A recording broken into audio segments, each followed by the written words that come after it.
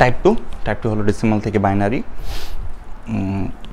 ধরো যে একটা ডেসিমাল সংখ্যা হলো 17.52,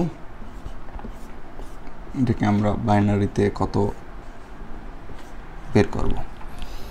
তো এখানে আমাদের ওই রেডিক্স পয়েন্টের কনসেপ্টটা কাজে আসবে। রেডিক্স পয়েন্টের বামের পার্টটা আলাদা এবং ডানের পার্টটা আলাদা হিসেবে বের করতে হবে। বাম পার্টটার জন্য মানে পূর্ণ সংখ্যা যেটা কি বলে আসি আমরা, পূর্ণ সংখ্যার অংশটাকে ভাগ করতে হবে এবং দশমিক সংখ্যাটির জন্য গুণ করতে হবে। তবে এটা ভাগের সিস্টেমটা একটু অন্যরকম। আমরা লসাগু যেভাবে করতাম ওই চিহ্নটি দিব এবং বেস দিয়ে ভাগ করব।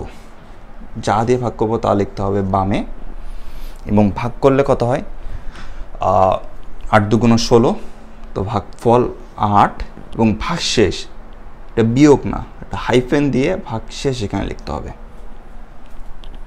এটা হলো একটু অন্য টাইপের ভাগ, এটা হলো আইসিটির ভাগ।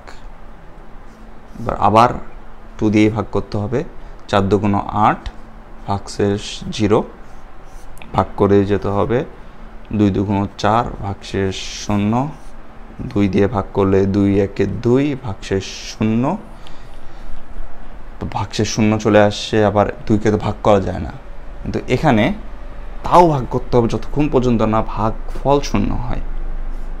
তো এটা কী হবে, 2 দিয়ে ভাগ করতে হবে, ভাগ করা কি যায় না, কিন্তু তারপর আমরা 0 লিখলাম, তাহলে ভাগশেষ কত থাকবে 1। এবার এই ভাগশেষগুলোকে নিচ থেকে উপরে লিখে ফেলতে হবে। তাহলে কি 1 0 0 0 1, 1 0 0 0 1, এটি হলো 17-এর বাইনারি। আমি আরেকটা ভাবে দেখাবো, যেটা হলো আমরা আগে যেটা বাইনারি কনভার্সন করছিলাম ওটা থেকে বোঝার সুবিধা বেশি। বা 52, এখানে 52, এখানে 52-র জন্য ওই বেস দিয়ে গুণ করতে হবে।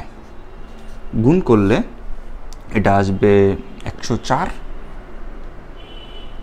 তো আমরা 104 লিখি, কিন্তু এটা তো দশমিক ছিল, তাহলে দশমিক ধরে করলে সুবিধা আর কি, দশমিক দিলাম, তাহলে এখানে 1 আসবে। এবং দশমিকের ডান পাশেরটাকে আবার গুণ করতে হবে, দশমিকের বামের থেকে যাবে, তাহলে এটি আসবে 0.08, এটিকে আবার 2 দিয়ে গুণ করব, এটি আসবে 0.16, এটিকে আবার 2 দিয়ে গুণ করব 0.32, আবার 2 দিয়ে গুণ করব 0.64। এতবার 0 আসলে আর নেওয়ার দরকার নাই, চাইলে নিতে পারো, কিন্তু এত 3টা 0 চলে আসলে এরপরে রিপিট হওয়ার চান্স কম, তো তুমি চাইলে নিতে পারো, কিন্তু না নেওয়ার কোনো দরকার নাই। তো এটা এখানে 0.1 লিখে দিব, এখানে ডট ডট দিয়ে দিব, 0 0 0 ডট ডট ডট। কিন্তু এখানে আরেকটা লাইন নিয়ে দেখি, 8, ও এবার এটা চেঞ্জ হয়েছে, তাহলে এখানে 1 দিয়ে দিয়েছে, ডট ডট ডট।